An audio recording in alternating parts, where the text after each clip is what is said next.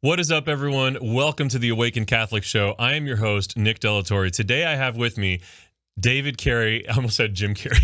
Sorry. David Cary. And I'm going to try to pronounce this correctly. John Desmarteau. Did I know that? Bingo. Oh my gosh, I'm so excited. This episode is sponsored by the Cary Agency with the Knights of Columbus. In this episode, we're going to be diving into the Knights of Columbus, learning all about its origins, where it comes from, why it's not the Catholic Illuminati, and we're going to be talking about some amazing things, both about being what it's like to be a member of the Knights of Columbus and even start a career with the Knights of Columbus as a field agent. And you never know, it could be for you and you didn't even realize it. So the Cary Agency with the Knights of Columbus, thank you so much for sponsoring this episode. They want you to know, towards the end of this episode, we're going to be talking about really cool career opportunities that you might not have even known existed, because I sure didn't. And in fact, the two guests that we have here they have careers in the Knights of Columbus, and they didn't know about it before they knew about it eventually. But anyways, that might be you too. And so if you're interested in learning more, make sure to visit kofc.awakencatholic.org or just clicking the link in the video or episode description. So Cary Agency of Knights of Columbus, thank you so much for sponsoring this episode. Let's dive into it.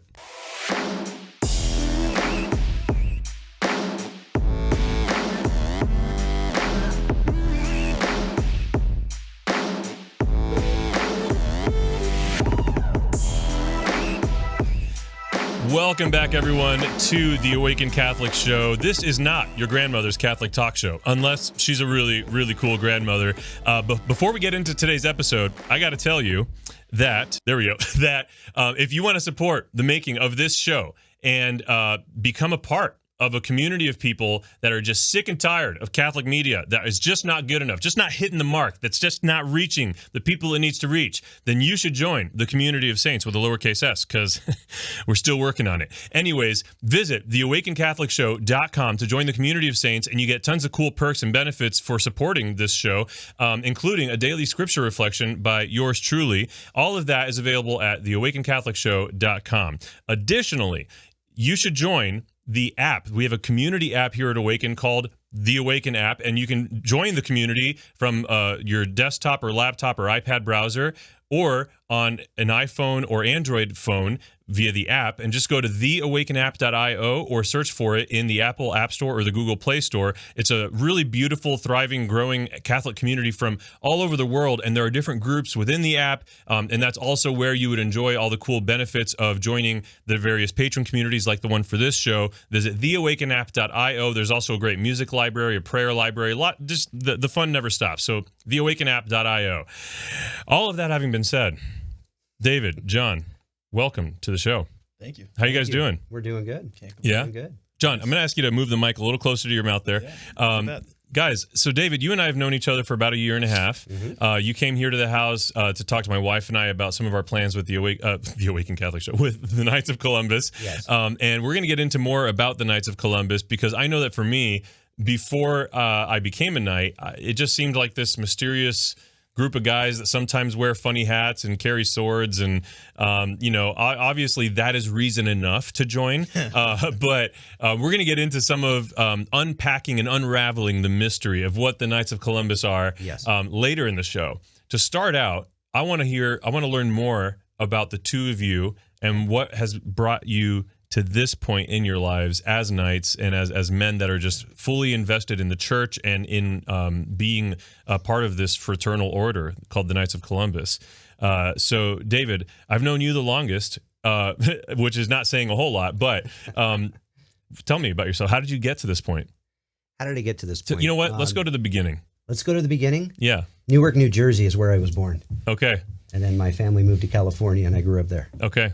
And then I joined the Army. What part of California? Southern, which is everything, right? Okay. So, no, we lived in some of the coastal cities. Oh, that's not close enough. We lived in some of the coastal cities for a little bit, but then we moved inland to the San Bernardino Inland Center area there, and then eventually ended up in a town called Victorville, which was up in the Mojave Desert. So got a little bit tired of the heat in the desert life, and so I joined the Army and left California. How close is Victorville to like the border of Mexico? It's actually a lot closer to the border of Las Vegas than it is Mexico. Okay. Yeah, Victorville is pretty far. It's up on the 15 freeway on your way out to Victorville or to Vegas. So San Diego would be a little bit closer to the Mexican border. Yeah. I actually flew into San Diego. I was doing a parish mission in a little town called El Centro. Yep. Which you would think El Centro would translate to the center. You would think it's at the center of California. No. It is very much not. It is literally on the border with Mexico. Yep. And so I flew into San Diego, drove a few hours to El Centro, and I get out of the car. San Diego was a very reasonable, maybe 80-something degree day. Yeah. Very warm, but reasonably warm. So I drive a few hours in the air condition of the car. So I'm oblivious to the transitions that are happening in the environment around me. I step out of the car, and it's literally 115 degrees. And the people there tell me, yeah, this is a kind of cool day for us. And I was like, what? Yes. I mean, literally, I'd never experienced anything like this before. Like, I'm from South Florida. I'm used to stepping out of the car into the oven that is the, tropical Caribbean environment. I had never experienced more like palpably that sensation of stepping out of a car into an oven. Like it literally felt like I was in an oven. It was so bizarre. What were the temperatures like in the area that you were in?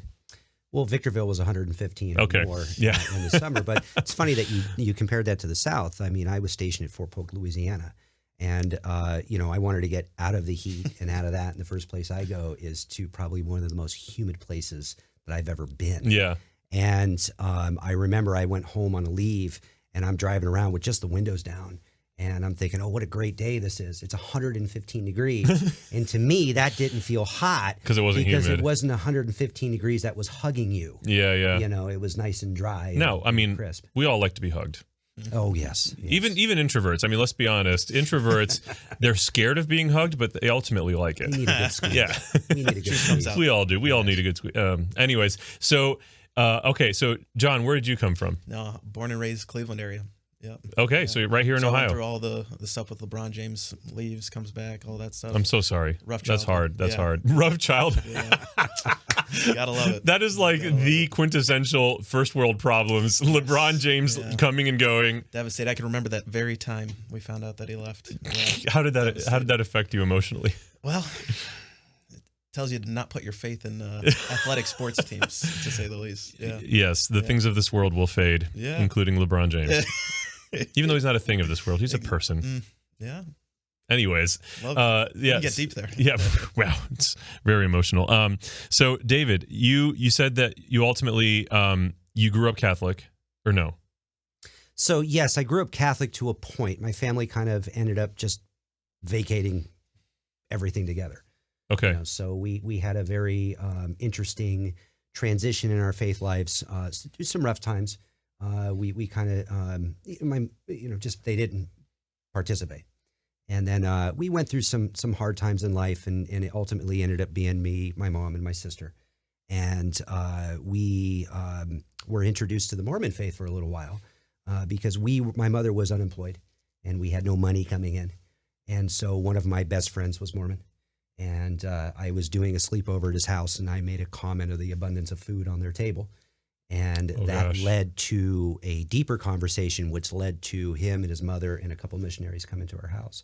Ultimately, the agreement, to paraphrase the whole thing or shorten it a little bit, you join the Mormon faith and we'll feed you. Wow. Is ultimately what it was. And, going into that in practice was just odd to me. It didn't fit. It wasn't right to me.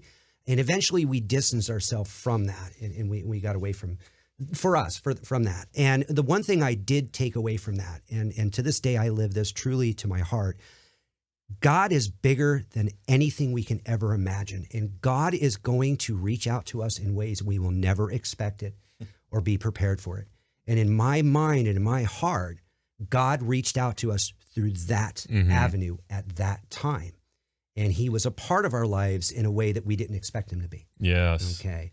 So my faith journey continued. I was stationed, like I said, in Louisiana for a little bit. And, the popular church down there is Baptist, right? And I'm a single young man, and I'm in an environment I don't know anybody. So where do you go meet people in general? Go someplace that seems familiar and has good people in it, go to church. And so I practiced that level of faith out there for a while. And then eventually I was stationed in Colorado, and I met a good Catholic woman.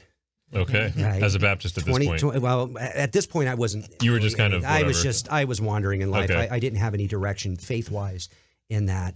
I didn't have the direction, but somebody else did. And he led me to my wife, and we've been together for over 27 years now. Glory to God. And, I remember specifically 2 conversations in that. First, when I proposed to Carla, she said, we're going to raise our family Catholic. That's just the way that it is. And I said wholeheartedly, well, sure, I want my children to be raised in faith. Whether or not, I'm really into it at this point or not, doesn't matter. I agree with you. And then the second thing that came from that is when I asked her father's permission to marry her, and who was a Knight of Columbus and an agent for the Knights of Columbus. And he's kind of the man that brought me to all this as well. But we sat down in his basement. I'm on the other side of his desk. He's a little higher than me, very, prominent as the father you're asking to marry his daughter. And he had a very lengthy conversation about the sacrament of marriage and the importance of the commitment. And at the conclusion of that, I kind of looked at him and said, oh, by the way, I forgot to mention, I was baptized Catholic when I was born. To which my father-in-law said, why didn't you just start with that? We could have saved an hour-long conversation here. And I was part of the family at that point. Oh, interesting. So, but no, and so for, we got married in a church, and, what a wonderful spiritual journey that was. I mean, we had a priest, Father Paul Wicker, that was just absolutely amazing. Made us take steps prior to our marriage that I wasn't really thinking of. He made us to go through engaged encounter, and I remember there's a lot of tales in my life about going into things kicking and screaming, and this is one of those kicking and screaming. How could you tell me what I need to do when I know I love this woman and want to marry this woman? And that was the best thing we ever did. I really think that gave us a really core strength at the beginning of our marriage, was going through that engaged encounter, all because of Father Paul. Right. And then, early on in our marriage, I was not the guy, I was kicking and screaming and going to church. Oh, I'm too tired. I don't want to go. I don't want to do this. And my wife was very diligent in encouraging it and growing it. And then it wasn't until I joined the Knights of Columbus that really, really engaged me into my faith. Right. And you would think of that as kind of like a plug in what we're talking about today, but it's not. It is a true, honest, it's part of your journey, deep statement that if I had not joined the Knights of Columbus, and listen, I joined for 2 reasons: to shut my father-in-law up and to take out the benefits. That's the real reason I joined at the time in my 30s, right? But again, who's working behind the scenes? Yeah. Right? Who feeds you when you're hungry? The Mormons. The Mormons, yes. Who feeds you when you're hungry? Who gives you faith when you need it? Yeah. Right. And God is steering that ship for you. You think you're steering it. You're not steering it. Yeah. Yeah. Let's be honest. Yeah. Right. You're pulling on that wheel the odd direction. And he's pulling you back. Yeah. Right. Amen. And so he steered me into this life of faith, where today we're at the point in our faith where my 10-year-old child, if we go to put any food in our mouth before we start eating, even in public, he goes, hey.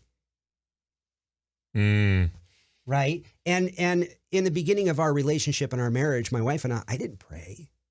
Not openly. Yeah. It was private. I didn't want to be in public. I didn't want to say a prayer. It's an awkward thing to express. Yeah, at that time it was awkward. And I had that so wrong. Yeah. And if I had not been on the path I'm in now, I don't think I would be where I'm at in my life.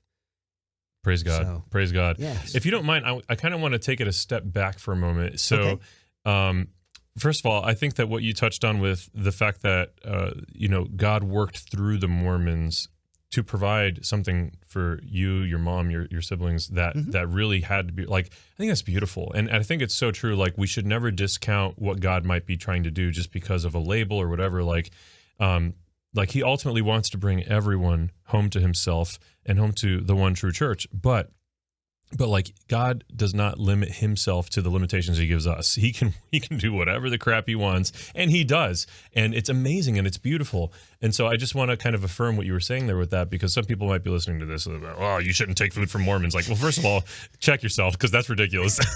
let God work however he wants. Yes. And if he's going to use the Mormons, obviously Catholics do that kind of thing too.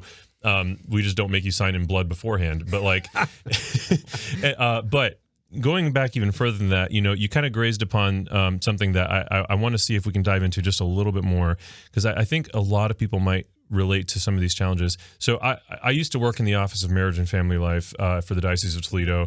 And I just have been exposed to, through that work that I did, or even just so many relationships that I've had with friends or whatever, family, real challenges that people face, and they always, and inevitably they feel isolated. They feel like they're on an island. They feel like they're the only ones going through some of these challenges. And inevitably, I consistently see this, that these types of family dynamics and relationship challenges and whatever, they really do lead very consistently to struggles with faith. And I'm just wondering if we can unpack even a little bit some of the challenge that you faced in your family early on that kind of pulled you guys away from fully living out your Catholic faith. Like you described, that you ended up it just being with your mom and stuff, and that you started out Catholic but kind of ended up as a family not practicing. Is there any amount of that we can unpack a little bit?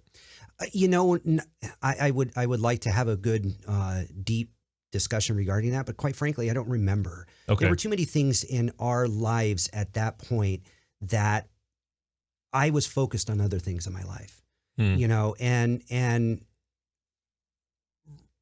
faith was not the forefront of our life, because we didn't, there were some other things that occurred in our life where maybe we kind of distanced ourselves from faith in the sense of, well, if it's that important, then why am I in the situation that I'm in? Right.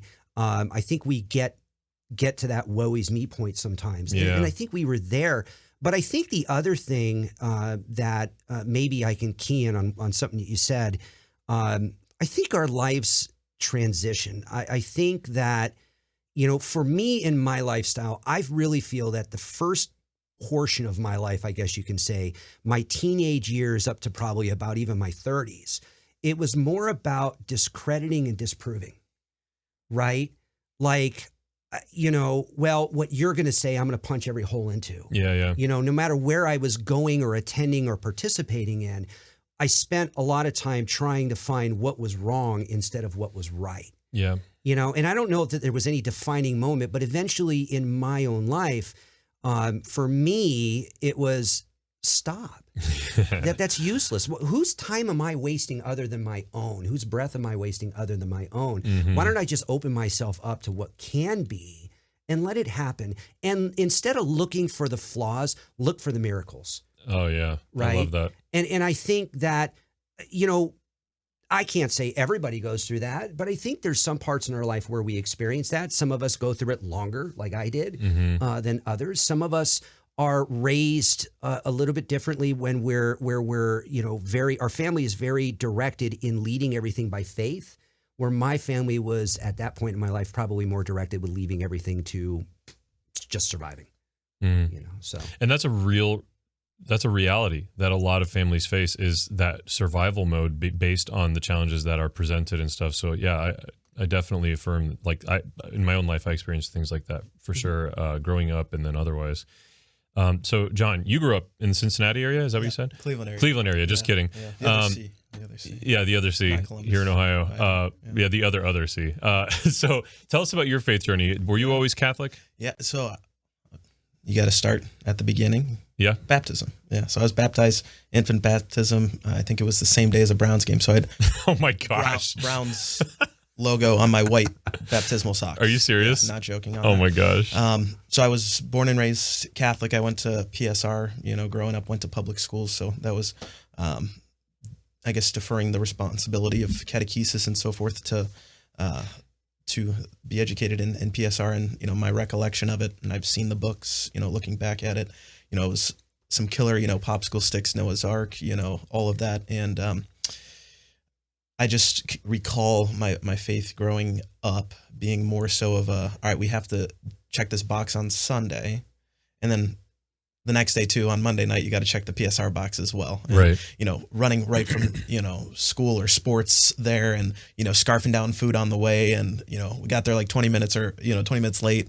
And apparently we had homework that was due that same day. And other than learning like how to pray the Our Father and Hail Mary in that whole, God only knows, like 8 years up until preparation for confirmation, sign of the cross and, how to pray a few prayers is, what I can say I got out of that. Not to say that's everyone's experience with, faith formation growing up, but that's what it was like for me. So I piggy that back off of, going off to high school. I went to a Catholic high school in Cleveland, St. Ignatius. Go Cats for any Jesuit educated high schoolers out there. That at that point in high school, I really and I strongly accredit Panera Bread for keeping me Catholic, because it sounds ridiculous, does it? Yeah, Panera Bread. They are not paying for that endorsement. No endorsement, not a paid advertisement. But my family said we're going to Panera Bread after Mass on Sunday. I'm like, well, heck, I might as well go if it means I can go get some good brunch afterwards. Yeah, absolutely. Go, and it really what it's to say is just going through the motions, checking the boxes. Saying, all right, do I believe this? Once I go off to college, I ran into maybe people that disagree with what the church teaches, which was, something that I'd never really experienced before, growing up in a household where principles were generally understood and, people generally agreed with me when it came to friends and so forth. Go off to college. I went to John Carroll University on the east side. And at that point, I had experienced people that disagreed, with what the church teaches. And it planted that seed for, why do I believe what I believe? Is it true? Is it because my mom and dad told me so? Or is this reality? Yes. And I didn't know the answer to that. So what that sparked an interest for me in just diving headfirst, Father Mike Schmidt's videos, ripping them, every single, Bishop Barron, Word on Fire, diving headfirst into that to see, wow, I was actually able to ask the question without, I guess, the rebuke that one might get saying, well, why are you asking that? Are you unfaithful? Yeah. And I think some people might be tempted to refrain from asking those types of questions, to say, all right, I feel a little uncomfortable about this. I don't know if I'm fully gung-ho with belief X, Y, or Z. Can I talk to somebody about this without, seeming like I'm, an apostate or something like that, like I'm a heretic or something? I had the same experience when I was trying to figure crap out. Yeah. People would say, oh, you just got to have faith like a child. It's like, there's no way that that's what that means. Yeah, like, no. you're supposed to be able to, if it's true, you should be able to ask questions about it. Yeah. And then too, for not only being able to know it to be true yourself, assenting to that. Yeah. I agree. I believe. But then someone else says, well, why do you believe that? Another step is to be, truly be able to articulate that to somebody else. Well, I believe this because, this verse or that verse or whatever, but it's always, in that context of relationships. So at that point in college was really when I started to take my faith more personally, because the stakes were higher, meaning why do I believe this? Yeah. Interesting. And then so before we started the show, you shared that you were a seminarian. Yeah. What led you to seminary? We're going to have to keep going right after entering college. So I went to John Carroll. My mother, she's a personal financial advisor. She's the reason why I went into college for finance and entrepreneurship. Okay. I'm like, I want to do that. I could do that. And, throughout college, this was where we get to the role the Knights played in my life. I went on... it's funny. I grew up in high school playing rugby. We do that here? Asinine sport where it's like football, but instead of a helmet and shoulder pads, you have just a mouth guard, right? It's pretty much interchangeable. Yeah. Right. No, and so I played that in high school and then still in college, and the commitment level in college was far less. So I wasn't able to make that excuse anymore that I can't do things with my faith, like, be in the pro-life group or, be a part of campus ministry or those kinds of things that I kind of wanted to do, from a ministry standpoint. It opened up that free time. So I couldn't make that excuse. So I joined the pro-life group, and it led me to going to my first March for Life in Washington, D.C. Plain and short of it, I was the only man on that trip that wasn't in the Knights of Columbus at John Carroll University. That's as simple as it gets. So I went on that trip and I sat next to the Grand Knight. He told me about this group called the Knights. And, most have that impression that the Knights, it's those old guys carrying the oxygen tanks, and some do. But for me, I never knew that. Freshman, sophomore, junior, senior. Yeah. That was it. Old guys, grad students. They were like 26. That was the old Knights, right? Whereas, you go off to other councils that aren't, a college fraternity, essentially. You have varying ages, right? But it was really 18 to 26. That was everyone. It seemed relatable and accessible to you. Yeah. And then to go off of that, I met these guys that were praying the rosary like these beads that I'd never really, I'd known about it, but they were doing it, and you don't have to do that, and they were doing it, and that piqued my interest. And they were going to mass not on Sundays, which you're not required to do either. And I saw that these guys were actually really happy. And it was that example where I'm like, that piques my interest. Heck, I'll go to daily mass with somebody, right? And, in a small, quaint chapel, less than a dozen people, right? But once I started that daily mass regiment, saying, all right, there's this given time and place every single day where I get to pray. Mm-hmm. This is when I pray. Without scheduling it, I wouldn't have done it. And, that's where deep diving into, okay, this isn't a nice cracker I get to right. eat of. This, growing up, I might have glossed over this, but that's God. Like, that's Jesus. You don't have to wait till every Sunday. And I'm like, well, why hasn't anyone told me this? And that's where my faith started to blossom. So to get to the seminary part, where I was discerning, and I said, Lord, what do you want of me? I made that leap of faith to discern seminary formation. So I went from finance and entrepreneurship to theology and philosophy, like a complete 180. And in making that leap, I really got to dive headfirst into those same reasons that I was interested originally. The philosophy, the theology, the articulation of why we believe what we believe, not up in the clouds, right? To be able to actually make sense, practical applications. And of course, with that, I was taking 9 to 12 credits of philosophy a semester, reading Thomas Aquinas, for 3 different classes at once. It forces you to form that worldview. And without that lens, to view reality as it actually is, this is truth, this is not. Yeah. Without that framework, I don't know where I would be. Like the critical thinking that it helps you to develop to dive into Aquinas, especially from the Summa standpoint, where he breaks down the methodology of processing an idea or a question. Yeah, it was invaluable for me.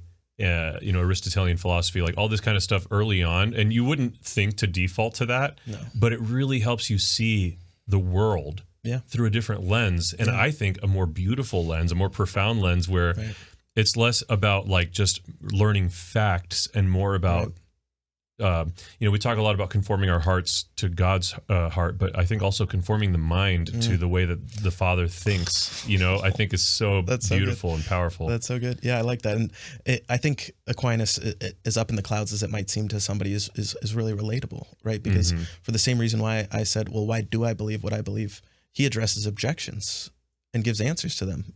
He assumes that people are going to have some sort of rebuttal, right? It's not like you're just gonna say it and people are gonna be like, oh, you said so, gotcha, sounds good, I agree, right?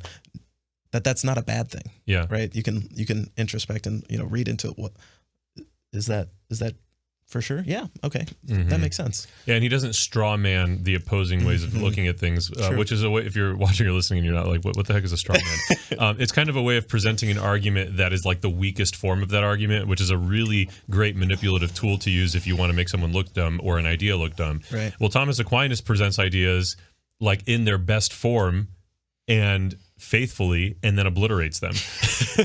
So super encourage that. And then so you're in seminary, you're studying philosophy, theology, and now you're engaged. So tell us about that journey. It didn't happen overnight. Okay. So really what happened was I was fully accepted to go off to the graduate level seminary, St. Mary's, for the Cleveland Diocese, and we got sent home for the pandemic, virtual classes, and I'm a part of this really awesome group. Oh, this is a minor plug.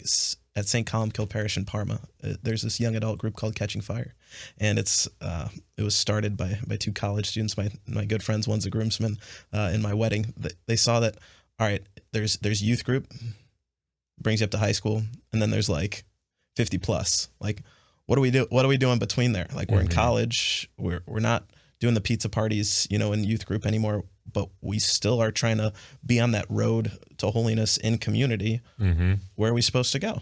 So they started this young adult group, and during the pandemic, to stay sane, like little kids, we would play tennis on a daily basis. I'm not making this up. So it's not a fraternity of pyromaniacs. No. Okay. Not Catching Fire. You would think like, this awesome firework club. No. But so through that community, really awesome friendships that I've developed. People that you could say, hey, let's hit daily mass. drop everything, we'll do that. Mm-hmm. Those holy friendships that, once you kind of agree on all the levels of our faith, you can really, go into leisure a lot easier instead of, maybe bickering or debating on something, right? Once you've got that base level agreed upon, right? But playing tennis to stay sane, like little kids, it'd be like, driving or riding your bike as a kid because you didn't have a car, the basketball court and all the kids in the neighborhood would be there. It was like that, but we were grown adults, college age, right? Well, and it also becomes an entry point to invite people into community. Yeah. So that's beautiful. That's powerful. Go ahead. Yeah, and then the biggest part with that is that entry level for community was an entry level for my now fiance. Oh dang! Kayla was invited by my good buddy, my groomsman, Jimmy Ludwig, God love him, to this group because she posted a pro-life story on her Instagram. I don't think he knows that, so Jimmy, if you're hearing this, yeah, she that's the main reason why. And she posted a pro-life story. She said, "Hey, again." Going off of the personal invite, hey, you might like this group. You should come check it out. That's awesome. Invite, pulling into community. Yeah. And then from that, we kind of got to that point where like, hey, we could be friends. She perfectly fit into our community. And it was to that point where it might be taboo to talk about, but it's like, I'm in the seminary. I can't like you. You can't like me. We can't talk because you're attractive and I think you think I'm attractive. So we can't talk anymore. So no kidding, Nick, we didn't talk for like a month and it was really, on my heart, really on her heart. And God love her. She has a great devotion to St. Therese of Lisieux. And she prayed a novena through the little flower. She asked her very explicitly for clarity in regards to our relationship. And gives me goosebumps, thinking about it. But she asked her for yellow roses. She was babysitting. This house that she was at was just wrecked for renovations because during COVID, everyone's like, all right, let's just rip out everything and let's totally fix everything up. That's what they were doing. But on the only table in the house, dining room table, she walks in on the 9th day. Beautiful bouquet of yellow roses. Oh my gosh. I didn't know it at the time, but I was like, well, we can't like not talk to each other. Like that's not healthy. Let's get up to mass to talk beforehand to square things away. And then she expresses that to me and I had no idea. And I'm like, well, Lord, if this is true, this changes a lot of things. That's beautiful. And all the signs, the nudges, right, in our faith that got me to make that leap to enter seminary formation really didn't compare to the clarity that I had to make that leap to formally withdraw. And I'm like, I would hate to, and this was the thought that I had, I would hate to have my nose in the marble at ordination and think, wow,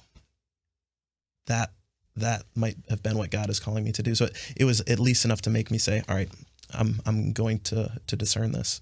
And we can't discern priesthood in an armchair. You can't discern married life in an armchair. You can only discern that, reality tangibly, right? So as a priest in seminary, married life with a human being, right? You can't do it without that. So we dated. It was beautiful. We started dating last year, July, and we got engaged after a 33-day consecration to St. Joseph, Feast of St. Joseph, March 19th. Wow. So here we are. Congratulations, man. Thank you. It's super exciting time. November 20th is our big day. So on the day of recording this, I'm not sure when our producers are going to publish this episode, but on the day of recording this, you're 17 days away from your wedding day. Yeah. It's exciting. And I love also at the end of that novena, which is such a beautiful, I've heard and experienced, my wife and I had a crazy novena story. Yeah. If you're curious about novenas, look into it because God works through them in such a crazy, powerful way. But I love that at the end of that novena, she has that experience with the yellow bouquet of roses.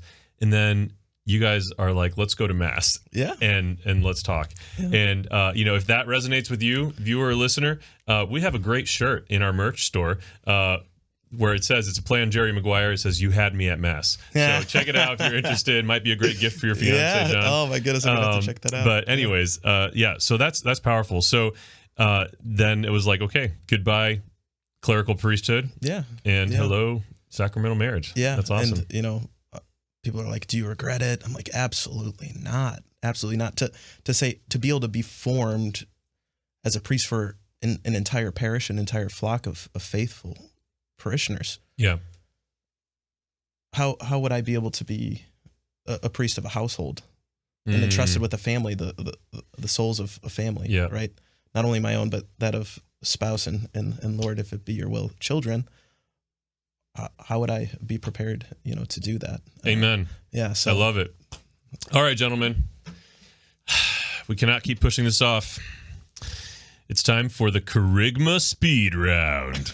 You guys ready? Yes, let's get it. All right, David, you first. First question, who is Jesus to you?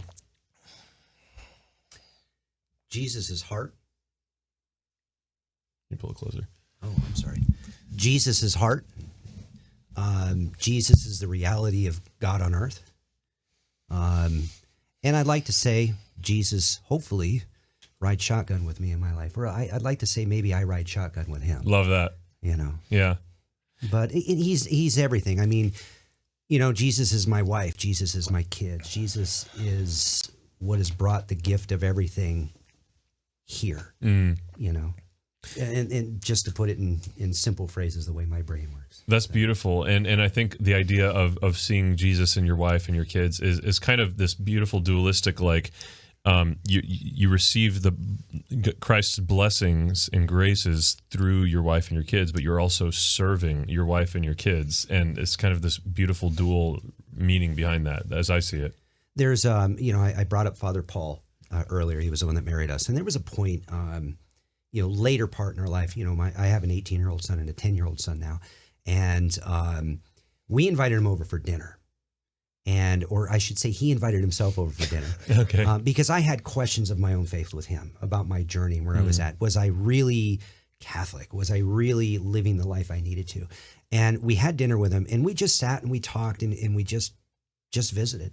And it was funny because when we got done with dinner, we had dessert. He said, "Okay, are you ready to hear my assessment?" He goes, "Isn't that why you brought me here? Is for my assessment?" Truly Catholic, And oh yeah, Father Paul. And he said, "I see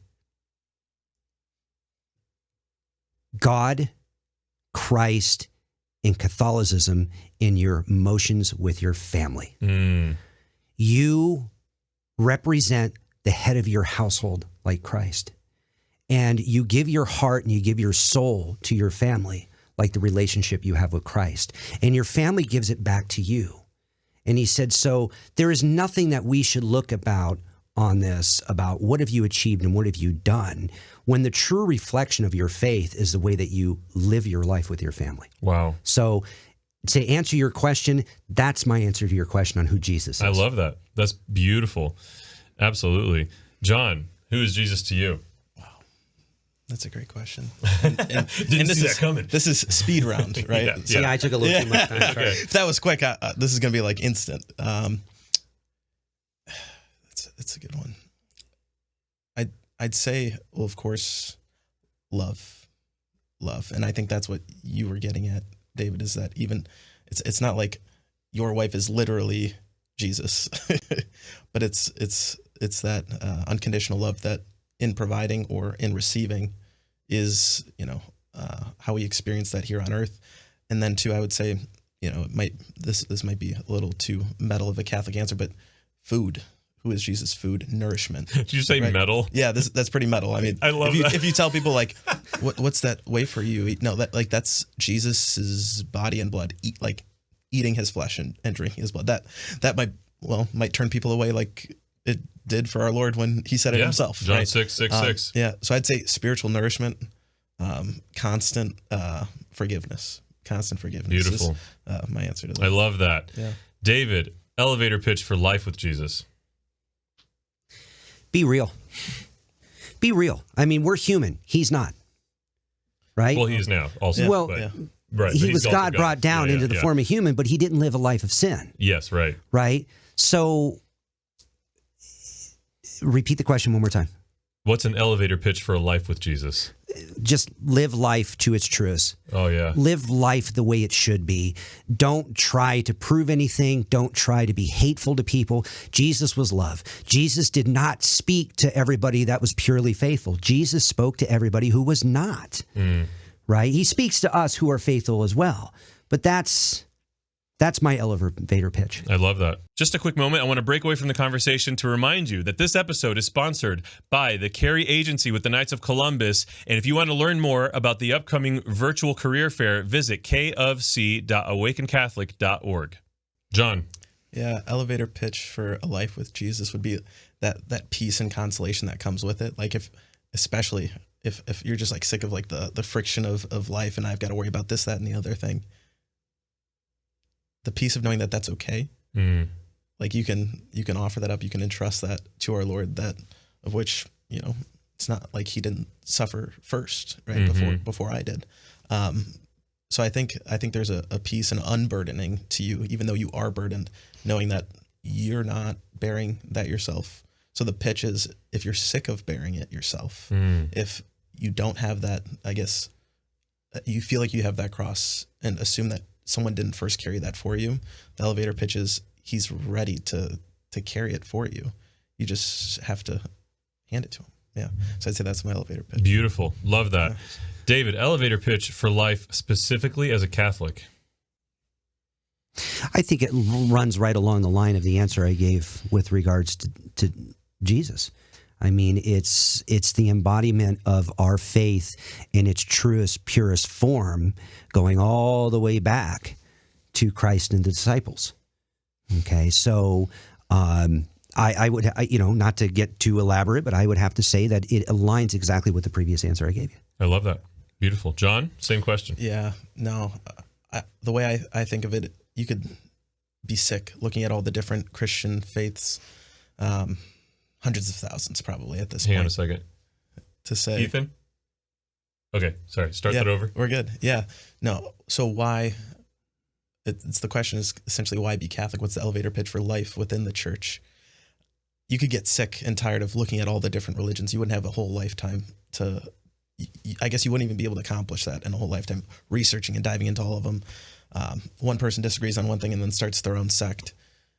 All those splinterings must have started somewhere. And I think the elevator pitch for life in the church is knowing that he walked this earth and didn't leave us orphaned. I always had this false conception, and I think a lot of people do that, like this book miraculously in bindings fell from the sky.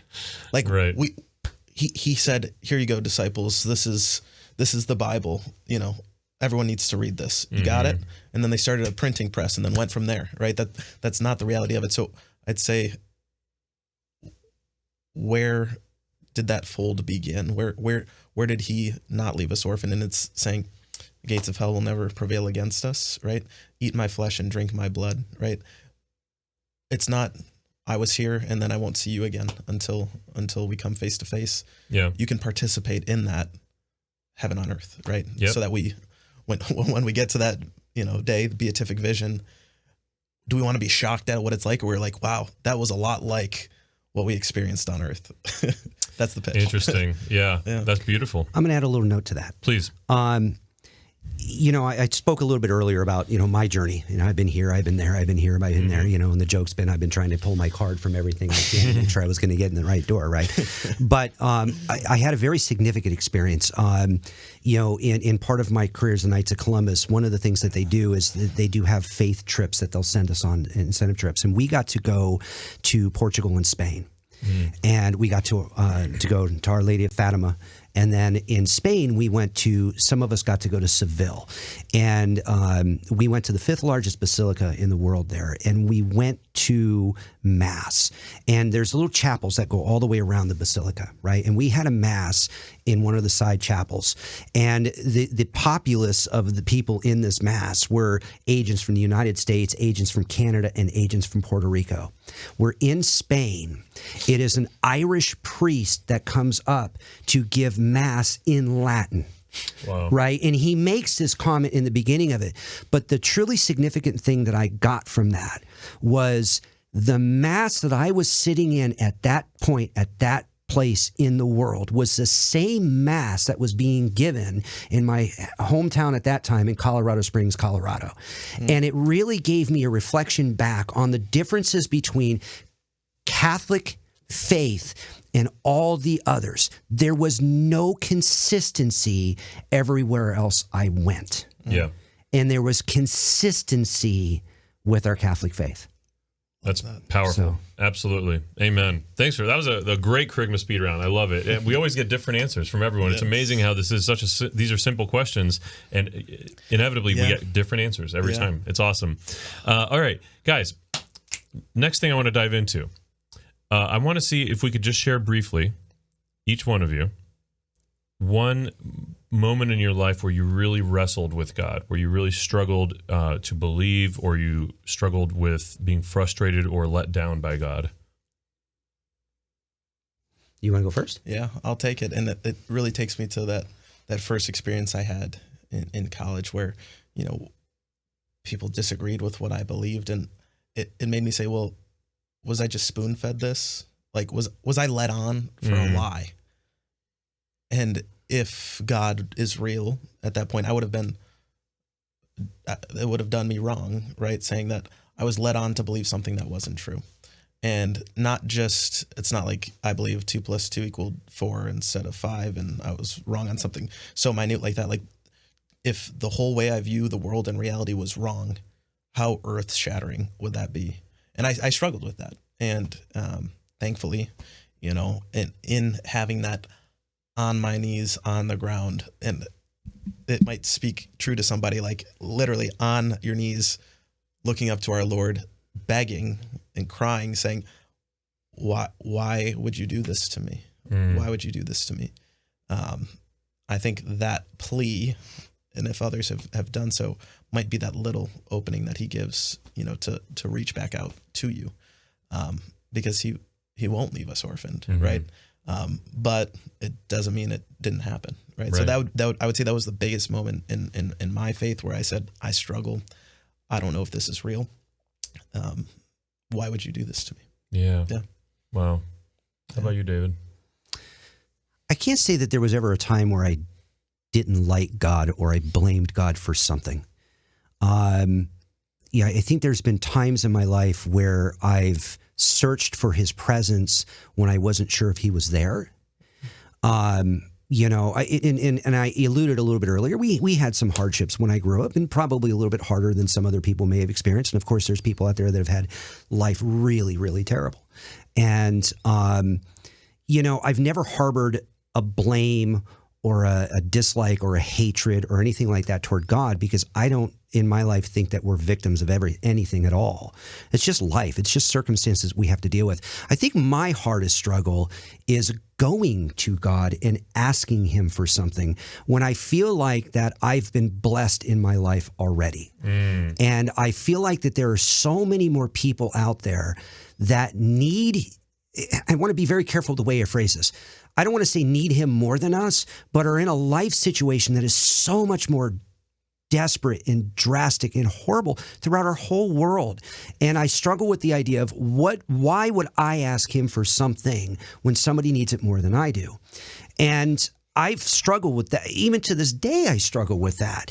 But I've got a very dear friend of mine in Colorado. His name is Brandon. And we spoke about this, and I always felt like he was stronger and connected in his faith than I was, right? And I brought this subject up to him, and he said, you know what? I'm going to put it into the perspective that I understand it. He goes, you're a parent. No matter what your child does, no matter where your child is, if your child needs you, will you ever harbor ill will, bad feelings to them for asking you for help? Yeah. And I said, absolutely not. And he said, there it is right there. Yeah. That's who God is. Yeah.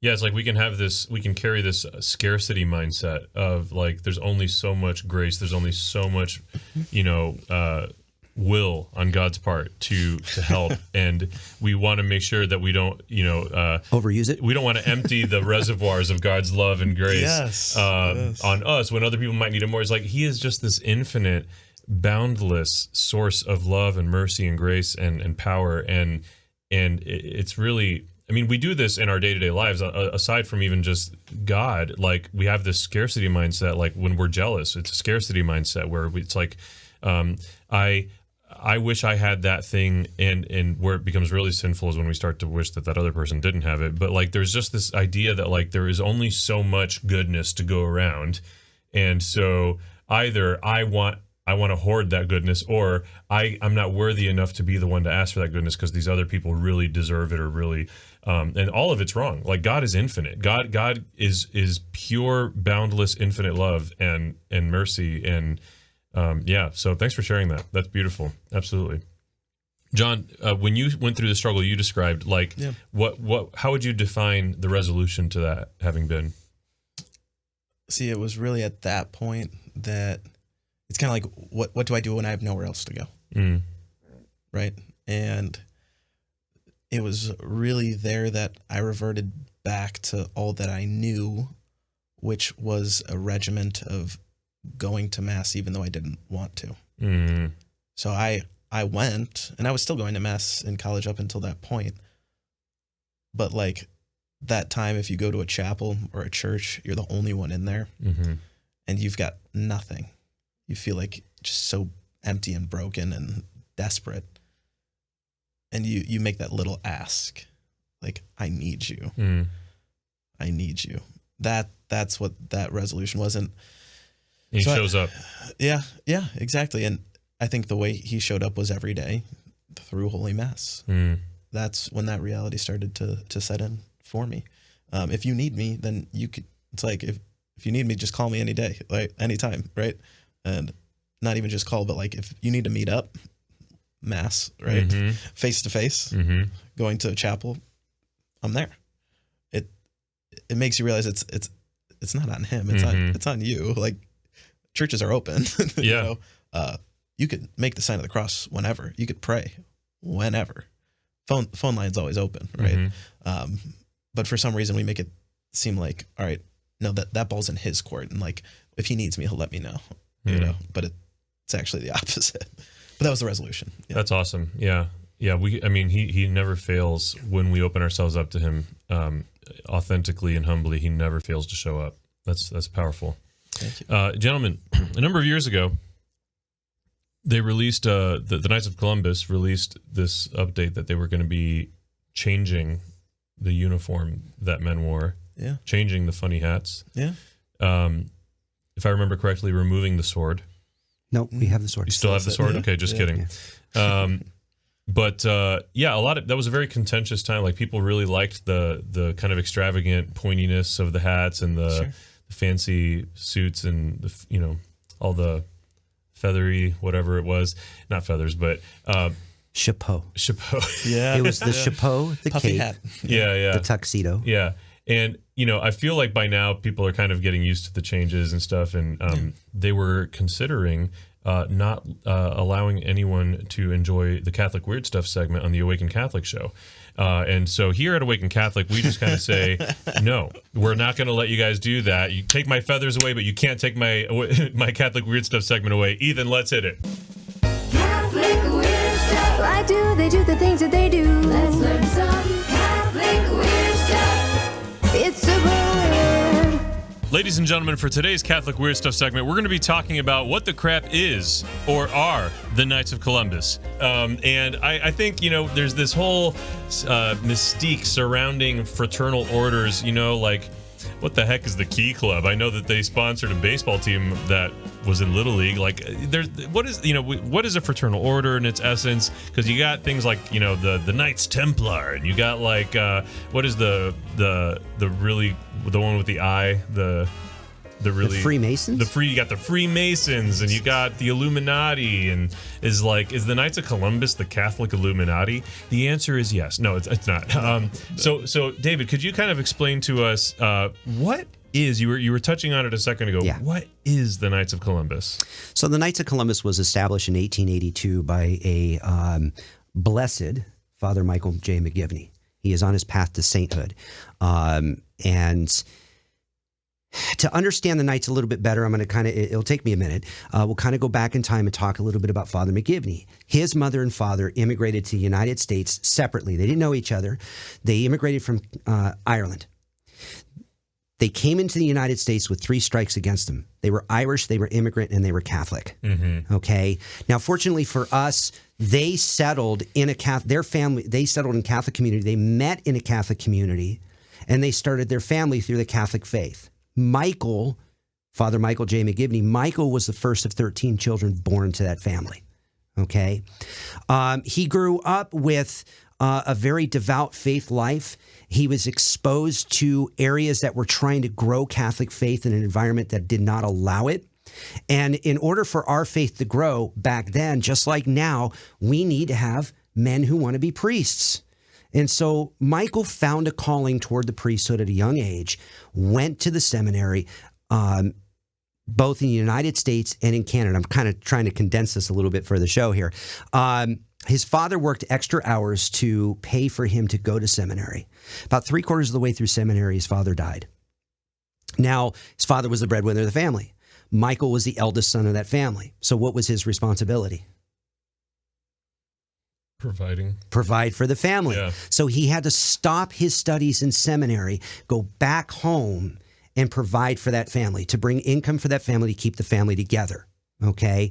Now, fortunately for us, that didn't last very long. His mother was able, and his immediate siblings were able to secure a way to bring income into the family, which freed him up to go back to seminary, which he had to finish without his father paying for it. He had to come up with the money and donations and scholarships. Eventually is ordained a priest, okay, and is assigned as the assistant pastor at a little church in New Haven, Connecticut called St. Mary's. Now, St. Mary's is located in the heart, at that time, in the heart of a Protestant community. It's across the street from Yale University, which was a Protestant college. You've got a young priest in his 20s that immediately is thrust into the role of responsibility because the head priest is sick and ailing and not able to perform his regular duties. You've got a parish that is ultimately almost bankrupt because they spent all the money they could to build the new church, and it's surrounded by affluent Protestants. Okay.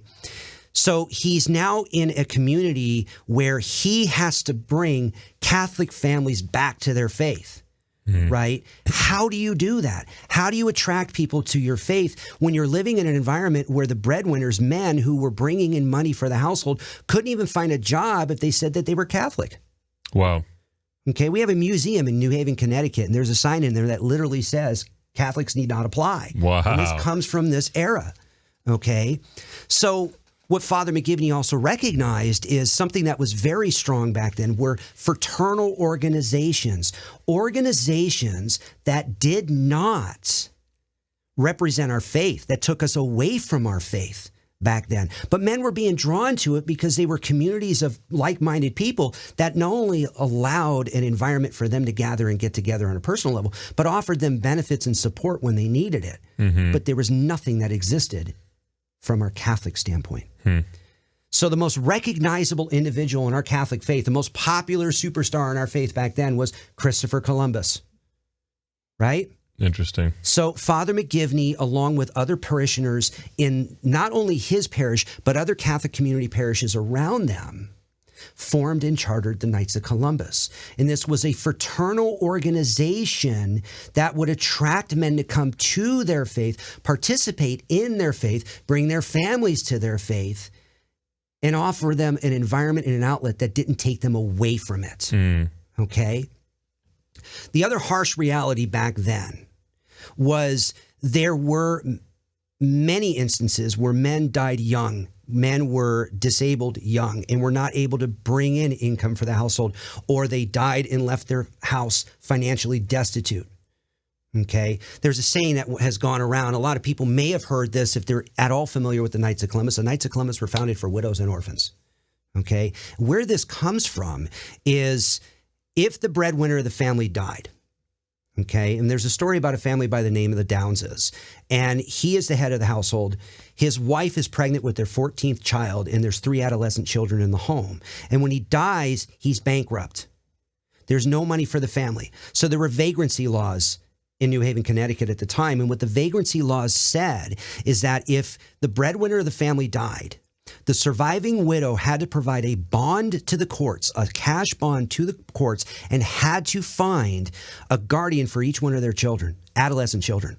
The bond was anywhere from $900 to $1,500. Which back then was 1882. astronomical. What do you think astronomical, that was? Right? Yeah. Amazing, right? So Mrs. Downs couldn't come up with all the money, and she could not find a guardian for her son, William. Well, this was a Catholic family. Where did we go to for help? We went to our church. She went to Father McGivney. Father McGivney had lived through this himself, and he had seen this tragedy happening within his community all too often. So what Father McGivney did is he secured the bond money by going to other Catholic professionals at the time. He secures the bond money. He goes to the courthouse. He stands up during the hearing. He presents the bond, and he takes guardianship of William. Wow. Because nobody else would. That's amazing. Okay? Yeah. And Father McGivney leaves the court that night, goes to the church, goes into the basement, and hosts their first ever Knights of Columbus meeting. Wow. And at the conclusion of that meeting, he takes a hat, he takes a basket, he passes it around the chambers, and he says, "It is our responsibility as brother knights to care for the needs of our families." Put money in the hat. Wow. We paid the first widow of a brother knight $947 back then. And that was from within our community. So Father McGivney founded the Knights of Columbus to bring us to our faith, right? And to provide the much needed benefits that we needed at that time. Which today translates essentially to life insurance. To life insurance, disability insurance, long-term care, retirement planning that we do for our families as well. Right. Okay. I alluded a little bit earlier, and I want to tie this in real quick to this, about what it does for our faith. And, you know, I was in my 30s when I joined. I was young. I was working 60, 70 hours at a fireplace company at the time. I was going to DeVry University at night and on the weekends to earn my bachelor's degree. My wife was working as a teacher. She was going back to college to earn her master's degree for more advanced teaching credentials. And my older son was probably 3 or 4 years old. Oh my gosh. Right? I can't even imagine having a 3 or 4-year-old kid in the conditions you just described. I didn't have time to eat, sleep, or breathe, much less join the Knights of Columbus. But I said earlier I joined for 2 reasons. Yeah. To shut my father-in-law up Yeah. because he was an agent for the Knights of Columbus, and to take out the benefits for my family. Right. Okay. Now, some of you listening right now going, well, it's benefits. I don't need to join for benefits. I don't need benefits. Why would I join? That's not the point. I told you earlier, God steers the car, whether or not we're trying to move the wheel the other way, right? And I went into the Knights of Columbus kicking and screaming, and I joined. I went to my first council meeting. I was the youngest guy there by 30 years and only one of 3 guys without oxygen on. Literally? This is Colorado. Literally, this is Oh my Colorado gosh. Springs. We're at Divine Redeemer in Colorado Springs, higher altitude. I'm trying to struggle to listen to what's being said over. Okay? And I'm sitting in this meeting and I'm going, what am I doing here? Yeah. This is not for me, right? So I went to another meeting, and then I pulled a class load on a Wednesday night, which was the same time they were doing the council meetings. I went, see, I'm out. I got to take something else, right?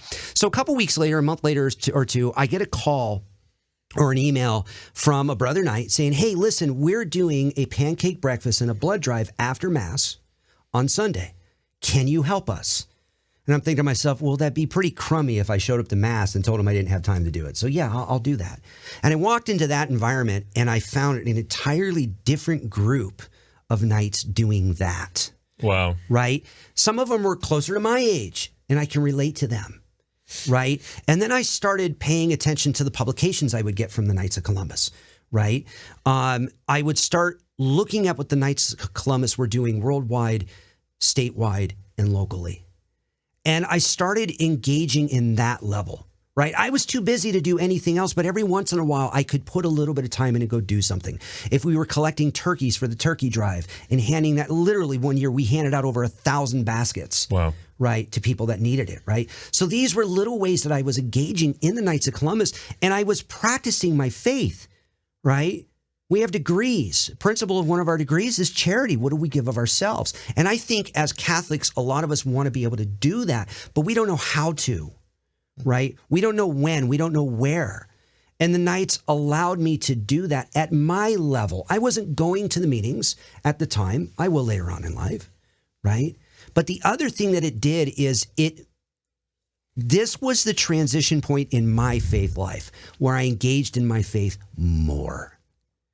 Where we started saying prayer in our home, where we were inviting the priest to our house to have that dinner with us. if it wasn't for the Knights of Columbus, I would have never engaged in that level. And I think that as young Catholics today, because I know the environment of people that we're probably addressing through this, is we are hungry. We are hungry. Now I'm 47 years old. I'd like to say I'm still young, at least to my eyes. I'm You young, look it. I'm going to live to 120, You look it. so I'm not even halfway there yet, right? Yeah. But we're hungry for that, and we need places to engage that allows us to do that. And the Knights of Columbus is not the old fart sitting in the basement with oxygen on that we're all familiar with. It is us. It is John. It is Nick. It is us, and it is a way to engage and grow our faith. Yeah, so I mean, to that effect, David is young adjacent. John and I are young, and we're Young adjacent. and this is Thanks you know for not this calling me old. and this could be you. Yeah. No, I think that's really important. And I remember when I got involved with the Knights. So I'm a 3rd degree Knight. When I got involved with the Knights, the council that I joined, like, it was a real span of age demographics. There were some older guys, there were a ton of younger guys, there were some guys in the middle, and it really was amazing to me to see these men who would otherwise never be just hanging out.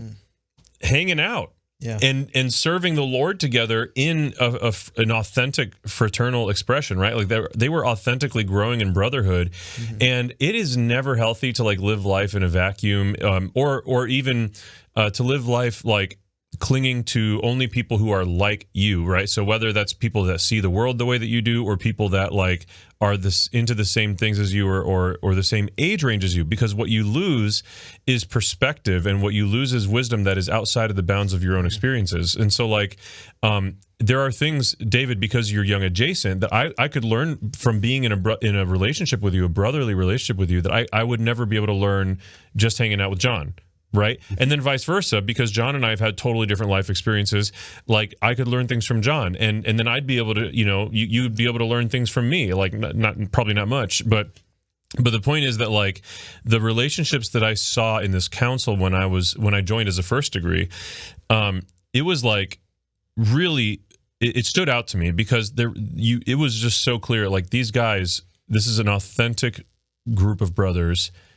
They are not like each other, but they love each other, and it isn't just like a nice idea. They aren't just like kicking it and having beer. Like they're really serving the Lord and doing things to serve their community, and they have each other's backs. And we are in such an isolating time right now, whether it's because we're so politically divided and extremified, and spiritually, even we have like spiritual camps, whether you're a conservative Catholic or like a charismatic Catholic, or what, like why can't we just be Catholic, right? Like we're in all of these different camps that segregate us and isolate us. And then we also just are with the digital world, like we don't live in community as much anymore in person, and like pursuing as a man, like, gosh, you can't do manhood by yourself. No. You just can't. I mean, nobody should do humanhood on their own. Right. But like as a man, like to be a strong man for your spouse, a strong man for your children, a strong man for your community, a strong man for your workplace, for your friends, like you can't do that by yourself. And having a group of brothers that you all have the same goal, which is heaven, and which is supporting the community, which is supporting each other, like there really isn't a better option that I know of. Yeah. No, and I will dovetail into the story that I told you about Mass in another country. Oh, sure. All right. The Knights of Columbus is the largest Catholic fraternal organization in the world. I keep going back to talking about Colorado Springs as well. That was a military town, and a lot of the population in those councils were soldiers. Right. And Mount St. Francis, the Grand Knight after a degree, would always tell the story on when he became a Knight of Columbus, he pulled orders to do a short deployment to the Philippines. Well, a short deployment, he couldn't take his family. Right. So he's going to be separated from his family for that amount of time. And he gets to the Philippines and he goes to Mass. First thing we're going to gravitate to anywhere in life is we go someplace we don't know. We want to try to find the familiar. Right. And so he goes to Mass and he sees that there's a Knights of Columbus council. right? And there's a meeting time.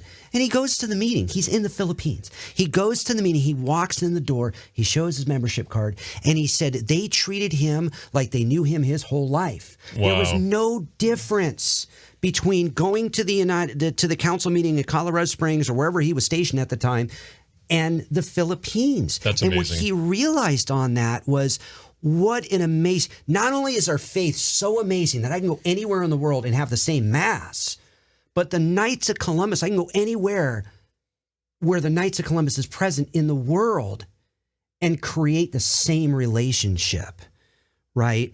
And what do we do in our lives when we're alone? We try to gravitate to what we know. And the Knights of Columbus gives us that. Yeah, that's powerful. That's awesome. I like that. John, as a explicitly young person, what is Not your adjacent. Yeah? Adjacent. What has your experience been? Yeah. So No, you described earlier, like you were exposed to a group of young knights when you went on the March for Life, Yeah. And that was impactful because you really hadn't been exposed to that before that point. So you ended up joining. What has it been like? Yeah. And what you were saying, because the answer to this really relates, is Father McGivney didn't do something new. Like when it comes to a parish group, the Knights were another church basement, origin, right? It literally started in a church basement, just like any altar and rosary society or holy name or whatever it might be, right? Didn't reinvent the wheel. Now, how it scaled from that point on is, bringing in other brothers, the recruitment aspect is really where that relates. But my experience of it has been, I think what you were saying about having that personal invitation and then seeing in other men something that you wish you had. Okay. Meaning not material things, but Yeah, right. talking virtue, right? Like they're doing things that I wish I could do as gracefully as they do, right? Like they're not, pulling their hair out to go to, they don't want to go to mass on Sunday. They're, kicking and screaming, right? I think that's what I saw in the youth of the Knights through my college council. But what the underlying foundation, though, is it's any Catholic man over the age of 18, literally 18 till mortality, right? Having that one thing in common, though, that you are both men and you are Catholic. The age part really doesn't matter, right? And, what I could learn from someone who's recently married or someone who's recently married and had a child or someone who's got a bunch of kids or someone who's retired or whatever, I can learn things, from them. And I guess in that sense, it kind of moves the chains for all of us in either our spiritual formation or our, intellectual formation or wherever we might be on that journey, to be put into that community where, like you said, we're not isolated, we're not on our own, we're not in this by ourselves. Yeah. And some people go into that like with varying degrees of isolation. So like you might already organically be a part of like a Bible study or a faith sharing group or something where you have some of those relationships cultivated. You might, like I very weirdly, like Awaken Catholic is comprised of, by and large, a ton of people who grew together, journeyed together in college at the Newman Center at Bowling Green State University. And we had all moved away, started families, and then God brought us all back to the geographic area. Love that. And we started Awaken, and so we kind of have a super unique thing where we have a lot of fraternity, a lot of community within that. Yeah.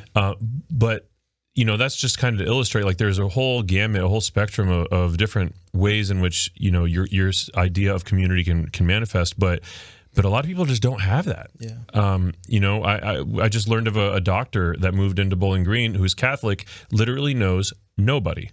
And gosh, like what a great way to plug into community and brotherhood and fellowship if he were to join the Knights, for example, right? Or so, yeah. And then there are also groups, communities for women. In fact, the Knights has something for the wives. Can you address that? That's actually organized on a council level. There's nothing actually sanctioned from the corporate level for that. I know that some did like a ladies auxiliary, but that was something that the women did together. Okay. So the wives created a community. But when we go out and we do whatever events, whatever things that are going on, you got to understand that we are actually more driven by our wives in this than anybody else. Yeah. It was my wife that said, "Shut up and go do it." Right. Yeah. When the wives start to see that the husbands start to suck a little bit less, it's like, oh, maybe you should keep doing this thing that makes you a better person. Yes. So the engagement of wives, just to not make it sound like it's exclusively men. And I'm going to go to that real quick for a second. Sure. The Knights of Columbus is a male Catholic fraternal organization. There's a reason for that. The reason for that was back in 1882, that's the way we were originally chartered and founded. Okay. So those are in the bylaws. Those are in the original founding of the Knights of Columbus. Okay. Does not mean that it's not inclusive for our families. As a matter of fact, we've changed our degree ceremonies now that our wives are invited to observe the degree ceremony. That's very new. Okay. Mm-hmm. It is very new. It's been over the past year and a half that occurred. Okay. Interesting. So it's not an exclusivity to just men in that sense, because like I said, we were founded for who? For the families. For widows and orphans, right? We were founded. And let's face it, if we are not a team in the household, right, then nothing goes, right? That has to exist, right? And so, with my wife and I, we've had several conversations about like, well, who do you consider as head of the household? You're the guy and I'm the girl. It's not that. It's, who helps us guide to our faith decisions in our life. And we create that hierarchy. Hierarchy. Thank you. It's a weird word within our own environment, right? Yeah. So yes, to become a member of the Knights of Columbus, it is for Catholic men. Right. But that's what draws our whole families into it. Right. And that's who we are of service to. It's beautiful. Absolutely beautiful. So getting involved with the Knights can take a couple of forms. One of them is you can become a Knight by going through the different degrees. So I've gone through 3 of the 4. And, by becoming a Knight, by going through the degrees, even just the first degree, you can participate in, obviously the gatherings, you participate in the activities that the Knights Council might do for the community. You start to develop those relationships, but you also get access to the benefits for supporting your wife or your children or both if something were to happen to you, and then vice versa, your whole family really starts to get those types of benefits that can benefit the whole family. And so whether that's the life insurance or disability or all the different things that you listed earlier, so that's really powerful, and the plans that are offered, the benefits that are offered early on when my wife and I were first looking at that, because we had never considered life insurance before. We were young and we were never going to die. And so we have a big S on our chest when we're young, but that, as we get older, that S turns to a U. Right, it just starts sagging. Oh gosh, right? And we're not as invincible, and our armor starts to fail. Yeah, exactly. It's the idea of mortality. But anyways, when we were looking at the plans, like it really, the Knights offer benefit packages that really are just worlds apart from what is offered in the market otherwise. Do you want to address that for a moment? Yeah. So, go backwards a little bit. Membership in the Knights of Columbus, it's actually probably the easiest way you can ever do it. Now you can become what's called an e-member. You can go to kfc.org, not Kentucky Fried Chicken, KOFC.org/join us. And if you go in there, you can actually become a member of the Knights of Columbus digitally. Okay? So we'll include that link in the show notes. Ethan, make a note of that. Awesome. And once you do that, you're now an online member, okay? An e-member is what we call that. The nice thing is, up to the end of the year, we're waiving the dues. Right? Whoa, cool. Yeah, most councils will charge you $30-$40 a year for dues. It helps the councils, but if you want to become an e-member till the end of this year, you can do it without paying anything, right? Now, what you get from that is you get access to our magazine that comes out once a month. You get access to the materials that we provide online. You can start learning to live your faith. Sometimes you just want to be a voice. Sometimes you just want to stand from a distance and listen and observe. Sometimes you want to actively participate. So if you want to actively participate, anytime you join online, you're always going to be invited to join a local council. And that's where you go through the degree ceremonies, okay? And there's 4 degrees in our order, okay? Now, you also are privy to the benefits that we offer, okay? We offer Catholic benefits, all right? We are the highest rated Catholic insurance organization in North America, okay? We have been recognized as one of the most ethical companies in the world, okay, multiple times. We provide a benefit that none of the money that is put into any of these benefits will go against our faith. We only invest through what is approved through the Council of Bishops. That's awesome. That's really powerful. So we know that we're not directly or indirectly supporting things like fetal stem cell research, abortion, pornography, Planned Parenthood. We're not supporting any of that goes against our faith, okay? The other thing that we're afforded is, and what we do as agents, so I'm a general agent, John is a field agent, okay? I've been a field agent for years prior to becoming a general agent. What we do is we carry the responsibility that Father McGivney did. So Father McGivney founded the Knights of Columbus. He left the running of the order to the council members. He went out and he reached out to other Catholic men to encourage them to become knights. And then he provided the benefits to their families during their greatest time of needs. And those greatest time of needs could be at death, it could be at retirement, it could be at disability, it could be at a point in your life where you're not able to care for yourself anymore and you need the assistance of others, right? That's what we provide for our families. We provide the heart and the light in areas that aren't always as bright as they can be, okay? We are there. We have a calling to be there for the widows. And every time we go into a household, all of us say a prayer. Let us put the needs of our family before that of our own. And God, we trust that you will take care of us if we keep that in our heart. Yeah, right? That's beautiful. So you're going to get a relationship with an organization that is going to have your needs at heart. And we're going to be here to answer the call, whether that's just to be support for you at a time of need, or that's something that we're giving back to you through a benefit. Wow. Man, that's really beautiful. And I can attest, being, that you, David, you and Eric Laprite, did I pronounce his name? Laprite, dang it. It's those French names. It really is. I'm Cuban, so they're just completely incompatible.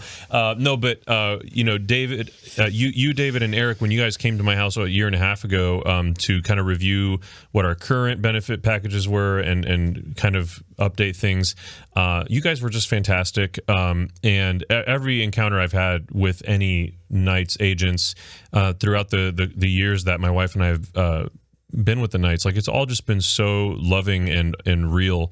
And especially, my wife and I, we're musicians and we love Jesus. We love talking to people about Jesus and singing about him. And when it comes to paperwork and jargon, like, we are just like so out of our element. And any Knight that we've ever encountered has just been so helpful in breaking things down and understanding things. So, like, yeah, I can't recommend enough as a consumer, but also as a member, like, how valuable that has been in contrast to any other encounter I've had with any other life insurance, perspective, circumstances, whatever.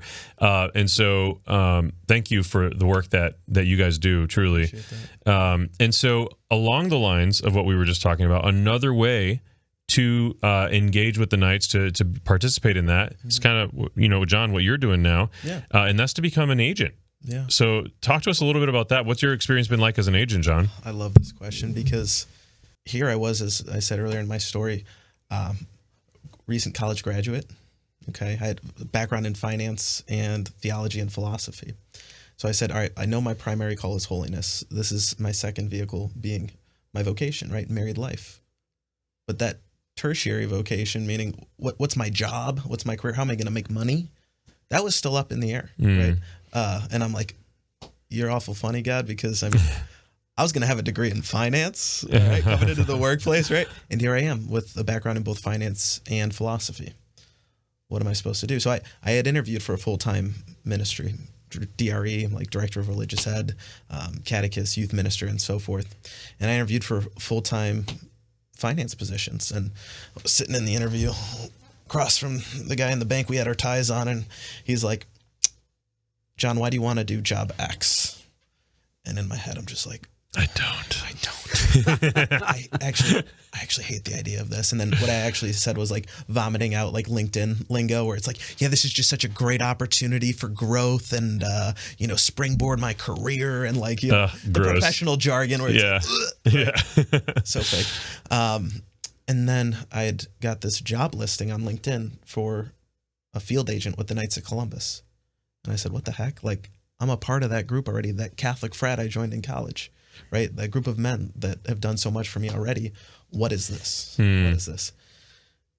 No one had ever told me, in that first essentially 4 years of membership, why the Knights were founded, right? I mean, if the Knights had gotten to where we are today by selling pancakes, that would take a lot of pancakes. And they would have to be damn good. A lot of pancakes, right. And like special syrup recipe or something. Right, yeah. That would be a lot of pancakes. Well, I found in this career a way of tying my two passions, finance and ministry, together, a financial ministry. And I found it absurd that there could be a company that is big time financial, authentically Catholic together. Either I'm going to be Catholic or I'm going to be good with my money. Usually it's like one or the other, right?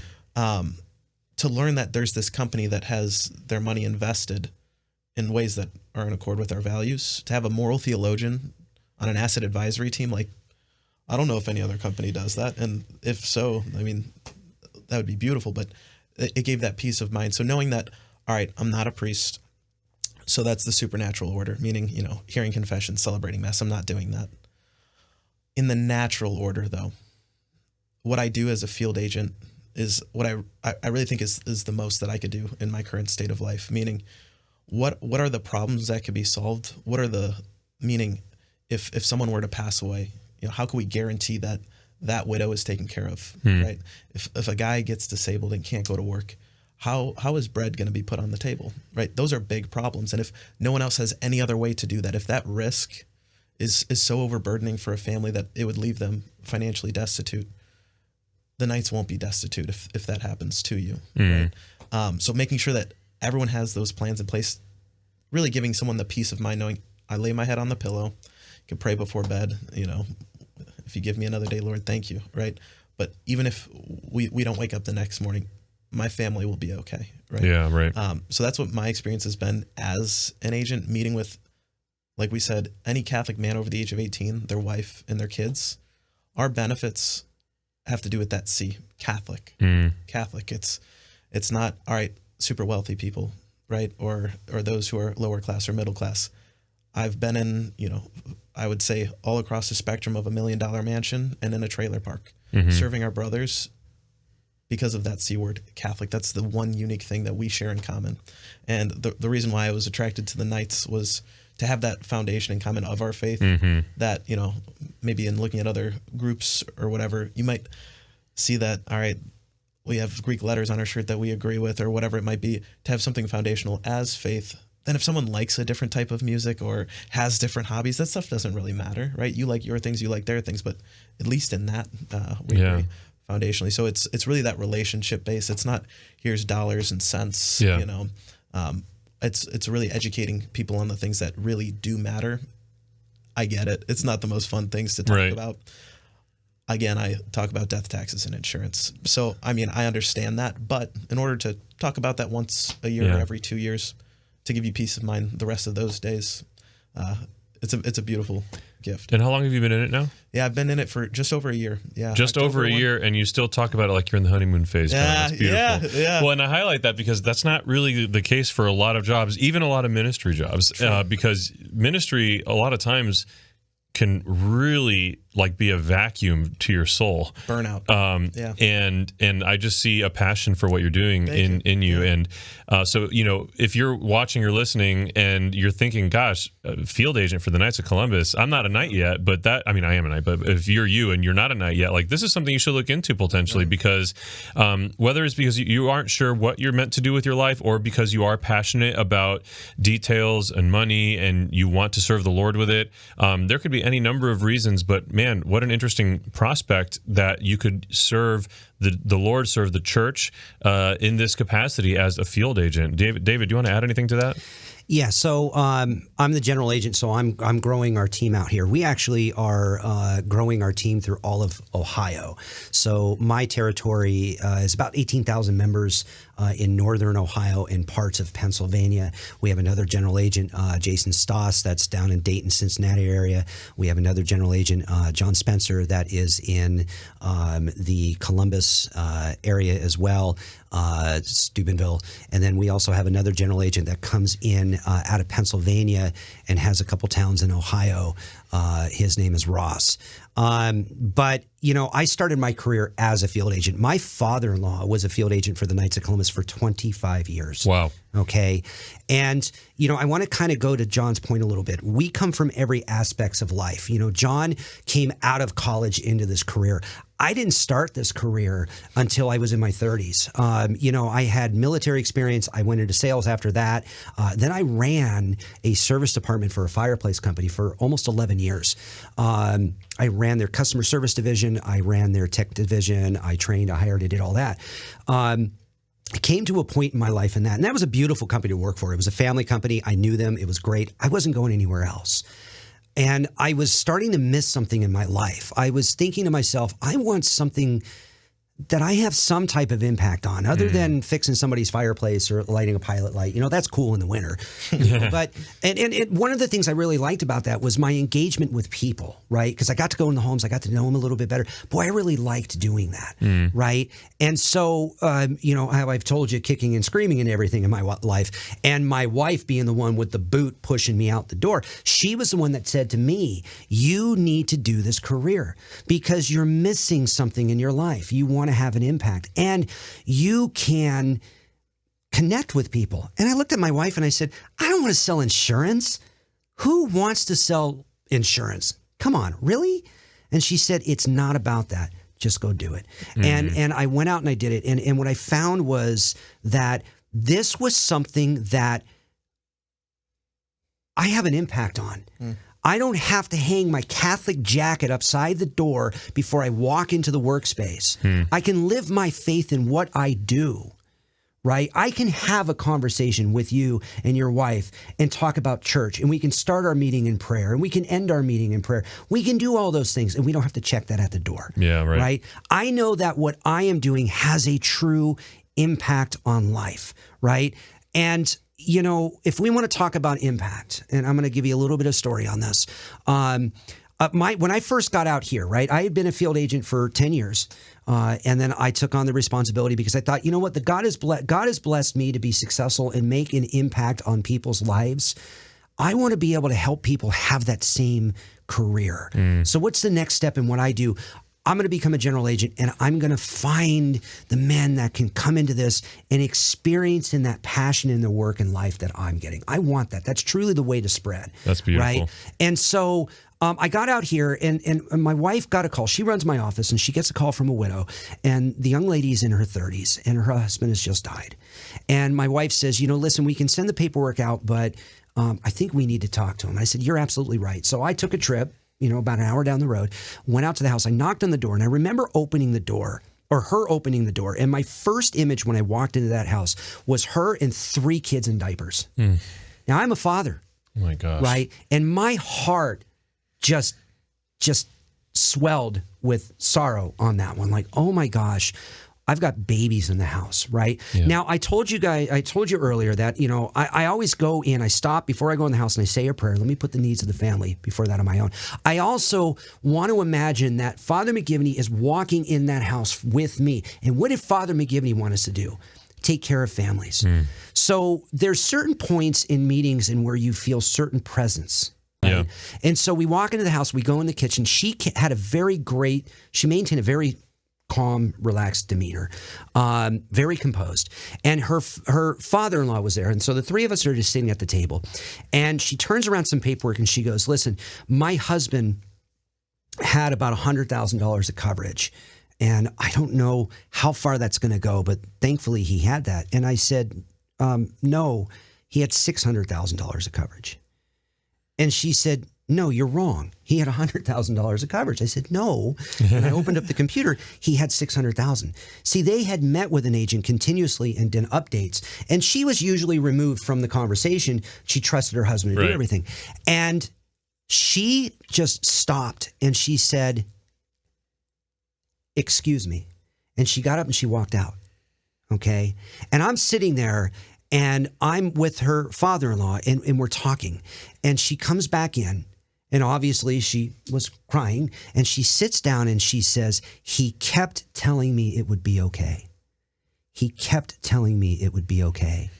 And until you walked in and said this to me, I didn't know how it was. My kids don't have a father anymore that's with them physically, but he's with them in spirit.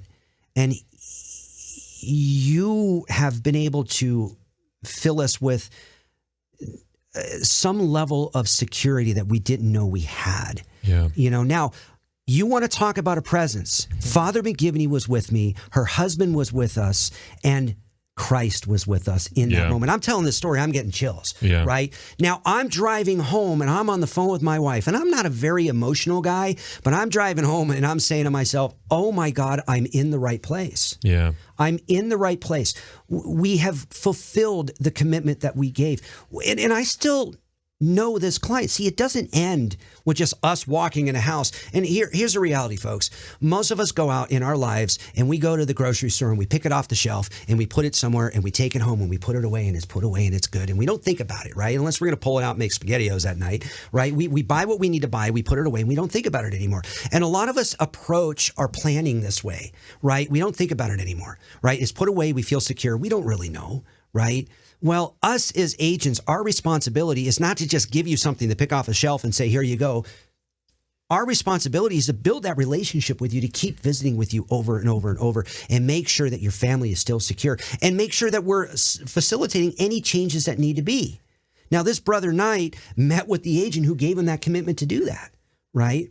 So how many of you have ever driven away filled with that sense of spirit, Christ, and purpose in your life? Yeah. And if you're looking for a career that can give you that, and if you're the right person, listen, I didn't come from a financial background. I wasn't this young man over here coming out of John Carroll University with a theology degree and a finance degree, right? I went to DeVry University, later on in life, and I got my small business entrepreneurship degree, but my background was just customer service, right? So we come from everywhere, right? And the similarity to us, those of us who really come into this and engage this as a passion, the similarity is we have the needs of our families. And listen, God will take care of the rest. If you're a hard worker, God will take care of the rest. I got tired of working 60, 70 hours a week for somebody else who dictated my schedule. I can come in and say, listen, if I want to put that much time in, that means I'm making that much of an impact on more families. If I'm now at a point in my career where I want to put a little bit less in, then I'm going to put a little bit less in, right? Yeah. That's the beauty of what this career offers. That's awesome. So are you the right man for this career? And if you are, man, reach out. Reach out. And I know Nick's going to help me out with something else toward the end of this. So I'm going to stop talking for a minute because you're the... That's beautiful. And I just love the passion that both of you exude for your careers here. So that's amazing. And I think that it's so rare. Like we're in this society where people live for the weekend, like they get through their week, tooth and nail and just struggling because they're excited for Friday evening to begin, and then they dread Monday morning. They got a case of the Mondays, you know? Yep. And I just think, gosh, what a tragedy to like live most of your life, 5/7 of your life, for 2/7 of your life. And it's so tragic. Like that's our lives are meant to be full of joy and love and peace and purpose. And so, yeah, if this resonates with you at all from a career standpoint, like they got openings, they're taking applications, right? I'm always visiting and talking to people. And here's the deal, listen, it's not for everybody. I talk to people as often as I can. Listen, if you just get out of it becoming a knight, oh my gosh, we've done such a miracle for you, right? And if you talk with me, or you're in one of those other areas and you talk with one of your general agents and you conclude that, listen, this isn't my cup of tea, but you know what? My buddy Bob, man, he would love this. I got to get this over to Bob. I got to talk to Bob. So it's spreading the word, networking, letting more people know that it's there. Nobody knows it's there. Yeah. Nobody knows that there is a career like this available for them that encompasses everything. That's awesome. Right? I live my life of faith. I have a purpose in people's lives, and I have the opportunity to make an income for my family that allows me to provide for them. Mm-hmm. Yeah. Right? Yeah. Substantially or non-substantially, I have that opportunity to do that. I can make an incredible living. And by the way, the amount of living that you make from doing this is actually directly reflective of the amount of people you actually cared for in the first place. Yeah, wow. That's awesome. Right? That's profound. That's a way to live. That's beautiful. Speaking of careers with the Knights of Columbus, Jason, what's Jason's last name? Jason Stoss. He's another general agent out here. Another general agent. He's actually sent us a little video where he's going to share with you about an upcoming virtual career fair, I guess you could say. Yes, and so we're also going to include links to that in the show description, but here is Jason. Hey, my name is Jason Stoss. I'm a general agent for the Knights of Columbus based right here in the great state of Ohio. And there are several unique things we are seeing right now among Catholics in the post-pandemic workplace. We see that Catholics have questions about how to find ways to live out their faith through their career so that they can really make a difference in this life. Catholics are searching for a place where they can make an impact and a great living for their family, all while becoming holier in the process. They want to live this out within organizations that are stable, respectable, and most importantly, aligned with their values. It may sound like an impossible dream, but many are realizing through a process of prayerful discernment that these opportunities do exist. And they exist at an organization perhaps many didn't even know was hiring for positions right here in the state of Ohio. What's that organization's name? I'm talking about the Knights of Columbus. And as we build elite teams here in Ohio, we know not everyone has what it takes. The question is, do you know a Catholic gentleman who wants to live out their faith through their career and really make an impact? If so, I have included a link below to a virtual career discernment fair hosted by the Knights on December 7th at 7 p.m. Eastern. That's where people will discover what it takes to represent one of the most storied Catholic organizations in history. We can't wait to see you at the fair. Be sure to get registered below, and please pass along the link to someone you think may benefit from it. God bless, and Vivat Jesus. Once again, we're going to include a link to that virtual career fair in the show description of today's episode. David and John, this has been a joy. This has been a real blessing and grace for me to have you guys here and talk through this stuff.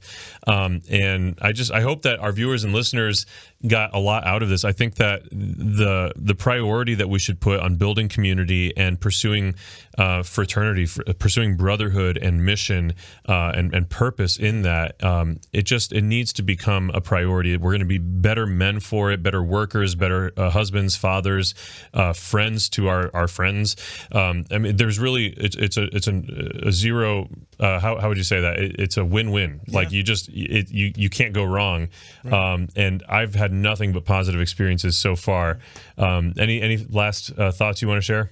Well, I mean, like you said, since when are you going to lose out on a method of engaging your faith? Yeah. And having an opportunity to meet with like-minded people as yourself, and like-minded being that we share the same passion, the same faith. And as I've actually said to you a couple times, listen, there's so many different organizations out there, and the one similarity with regards to our faith, and I'm meaning Catholic organizations, is we're all hungry for something. Yeah. Why aren't we working together on that? Amen. Right.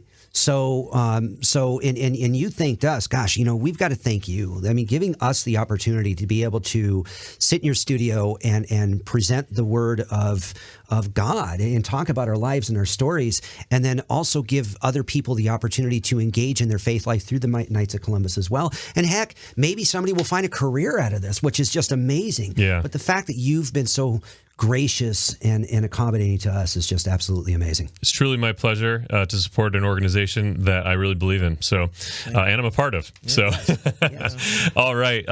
Thank you again, David and John, for being here today. And if you're at the end of this episode and you're wondering to yourself, what was John's last name again, and how do you spell it? It was Desmarteau, and you can see how that's spelled, which is truly insane to me, but also just French. In the show notes, David, Cary, John Desmarteau, thank you for being here today. And ladies and gentlemen, if you enjoyed this show and you want to support the making of this show, and also get access to exclusive benefits, including a daily scripture reflection by yours truly, then make sure to visit theawakencatholicshow.com and join the community of saints with a lowercase s, because we're still working on it. And then finally, make sure to download the Awaken app by visiting theawakenapp.io, or just looking up Awaken Catholic on your Apple App Store or Google Play Store. I have been Nick De La Torre. This has been the Awaken Catholic Show. And before you go, I just need you to know that Jesus loves you.